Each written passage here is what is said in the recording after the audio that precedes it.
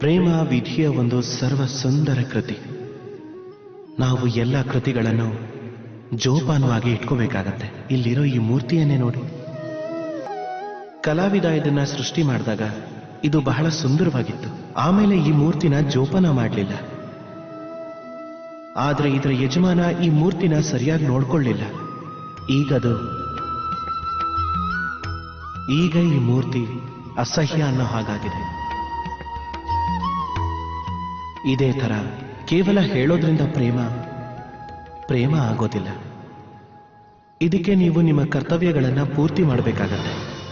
ದೇಶದ ರಕ್ಷಣೆ, ಪರಿವಾರ ಸಂಬಂಧಿಗಳ ಕ್ಷೇಮ, ಸಂತಾನಕ್ಕೆ ಸಂಸ್ಕಾರ, ಜೀವನ ಸಂಗಾತಿಗೆ ಆಭಾರ.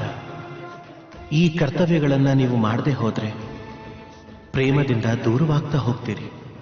ನಿಮಗೆ ಪ್ರೇಮದ ಅಮೃತ ದಕ್ಕಬೇಕು ಅಂದ್ರೆ ನೀವು ಕರ್ತವ್ಯದ ಬೊಗಸೆ ಒಡ್ಬೇಕು. ಅದಕ್ಕೆ ಮನಸ್ಸಿಂದ ಹೇಳಬೇಕು, ರಾಧೆ ರಾಧೆ.